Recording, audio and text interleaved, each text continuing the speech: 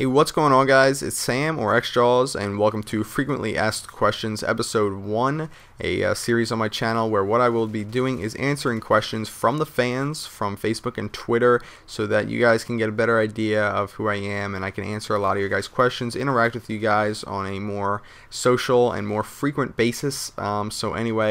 I thought I would just let you guys know real quick, if you want your own question to be answered in one of these videos, what you need to do is go check out either my Facebook page or my Twitter account. Both of those links will be in the description of this video. You can go check out one or the other or both, whatever. I update you guys frequently on both, and I just thought it would be a pretty cool and easy way for you guys to ask me questions and for me to answer them on a regular basis. So moving on, let's start answering questions. Anyway, guys, actually, I gotta say, the gameplay, this is a really nice gameplay in the background here. It's a pretty good game. I'll spoil the score, whatever. I think it's 111 and 12 game with the M4 here on Scrapyard. Nothing special, simply because it's such a small map. But I will say that I'm not going to be talking about the gameplay. I'm just going to be talking about questions. So with that said, number one question of the day, Mark A says, "Hi, I was wondering what you think about the whole Connect/P or PS, meaning PlayStation, move thing. I am in a wheelchair and I'm worried that eventually I won't be able to play most games. What are your thoughts?" Well, Mark A, first of all, thanks for leaving a message. Thanks for asking a question. As far as my opinions on the Kinect and PlayStation Move things, personally, I won't be buying them unless they get some outstanding reviews and the whole community shifts towards that. But I just don't think they're going to impress that many people. I think they're going to impress maybe the Wii audience, the people who like that whole thing with the Wii, the casual gamers who are looking to kind of get into that Wii market, but maybe not purchase a Wii because they like the Xbox or the PlayStation for whatever reason. Not saying that it's better, but it is. I don't really like the Wii that much. No offense if you like the Wii. But yeah, I definitely don't think controllers will ever die out as far as the situation with, because you're in a wheelchair, you can only play using a controller. I definitely don't think that'll ever change. I think controllers are the way to go. It's the way it's been for the past, 40 years since, Pong way back in the day. And I just don't think that's going to change. So I think you'll be alright. And there's my thoughts. Moving on, number 2, Ireland 1983 says, xJawz, what are you doing when you leave school? Well, I've talked about this in the commentary before and what I plan on doing, what I hope to do, and just kind of what I'm thinking about. I am looking to go into a medical field or a dentistry field. When I leave school, I will talk about it in a little bit with another question, but I'm going to college, obviously. I'm either going to go into pre-med or pre-dental, and then eventually medical school or dentistry school. And there's 3 professions that I'm looking to get into. Either one, an orthodontist, and I've been thinking about more, other dentistry fields as well, but I don't know that much about other dentistry fields, and I'm sure, with clinic hours and whatnot in dentistry school, I'll learn a lot more about those different fields of that whole industry. But as far as now, I'm really thinking about orthodontics because there's not a lot of blood involved with that, no surgery, it's just braces. Other than that, as far as medical fields go, I'm looking to either become a plastic surgeon or a plastic surgeon who specializes in tattoo removal. Obviously those are similar, but as far as the tattoo removal thing, I'm sure a lot of people are going to ask questions about that. The reason why I'm looking to get into a specialty division of plastic surgery that involves tattoo removal is because there's a huge generation right now, my generation, people between the ages of 16 and 30 right now who are getting a ton of tattoos. And as we all know from history or just the past decade or whatever, I mean not decade, but yeah, I guess decade, a lot of people who get tattoos then regret them not that far in the future for business reasons, life reasons, social reasons, whatever the case may be. And a lot of people, a surprisingly high percentage of people, don't necessarily remove their tattoos, but a lot of people, a high percentage, regret getting them and wish they never had them on. So because in the future there's going to be a much higher percentage of people with tattoos on and a much higher percentage of people who want to get them removed, I think that's a smart way to go, and there's just a little bit of insight into the kind of the way I think and maybe what I'm planning to do in the future. Next question, I think we're moving on here. Excuse me. Gerard M from Facebook asks, will you be buying Black Ops? If so, are you only getting it because of the zombies? I'm excited for this game. Was just curious if you are too.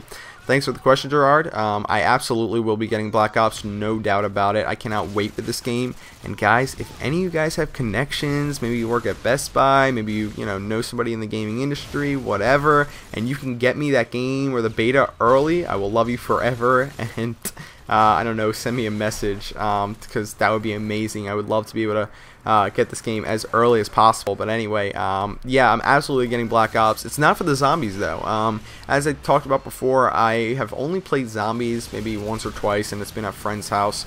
I played Call of Duty 4 all the way through. It's not that I joined, Call of Duty series or the Call of Duty series at Modern Warfare 2. It's just that I was playing professionally at the time for Major League Gaming, game battles, PCLs, Pro Circuit Ladder online events, and whatnot.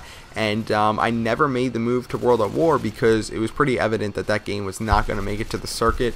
And just what happened was when the beta dropped for World at War, people were like, unless there's some serious changes to this game by the time the actual game comes out, it's not going to make it to the circuit. So when I bought it, I was like, within 3 hours I noticed that not much had to change and it wasn't going to make it to the circuit, and there's pretty much no reason to own it. I should just stick with Call of Duty 4, which was doing pretty well with tournaments and whatnot, and was pretty popular, so I stuck with that and never really put any time into World at War.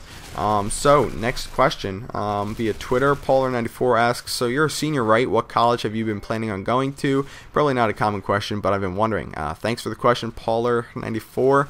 As far as what colleges I'm looking into, I'm looking into 3 colleges right now, and I really don't know that much about colleges. I probably should be looking into it a lot more, but I've got, 1 safety kind of, and then 2 kind of reaches, kind of stretches that I'm not sure if I can make it into, or at least not for my undergraduate, or at least not for my first 2 years of undergraduate.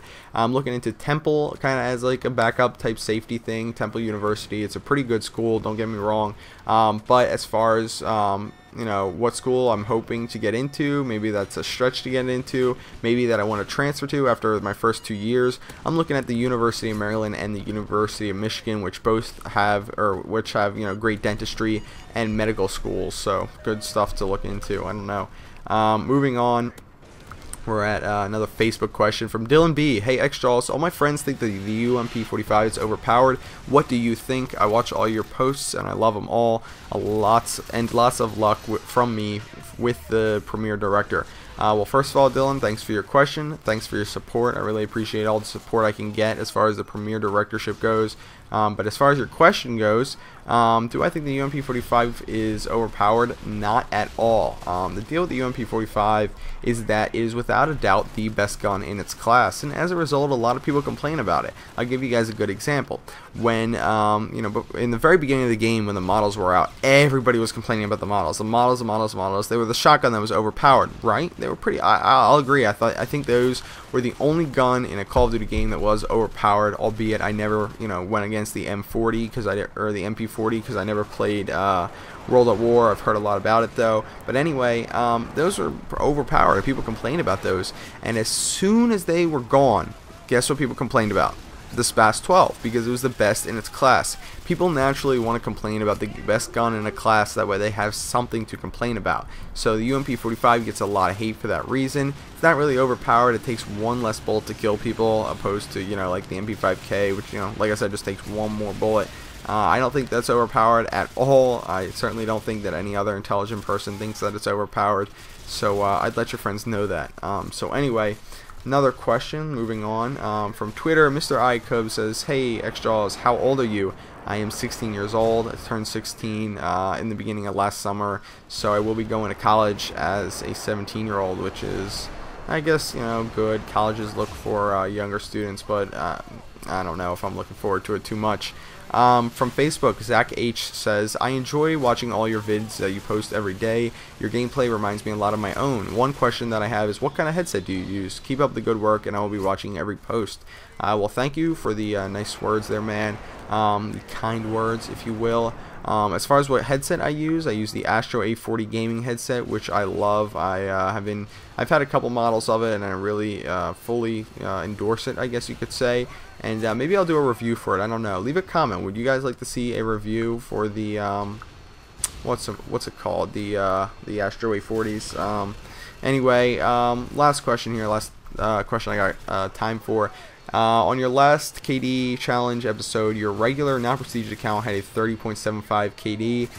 What happened was I got into a glitch lobby a long time ago. I used to get invited to 10 prestige lobbies consistently, and I would just go to them and mess around, whatever. I didn't do it to actually glitch anything or go 10 prestige or anything of that sort. I just like to mess around in them because I could get in them for free, and my account, my KD and all that got glitched as a result of it, and I really didn't think it mattered because it didn't affect who I am as a person, player, commentator. It didn't actually give me anything extra over anybody else, so I didn't think it really mattered whatsoever. But apparently a lot of people are upset with me for having a hacked kill death ratio on my xJawz account. It in no way affects the gameplays, in no way makes it easier for me, does not give me an advantage over any other player, so please keep that in mind before hating on me for it, because it does not change anything. The only possible thing that it could change is possibly allow me to lie about my kill death ratio, but obviously I'm talking to you right now, I'm telling you that it's not my real kill death ratio. There it is, it's not 30.75. That is a completely hacked kill death ratio. I will never claim that that's my legitimate kill death ratio, so there's absolutely no reason to hate on me for it. I will see you guys later. Hope you enjoyed FAQ episode 1. Final score of this game was 111-12. I will see you guys later.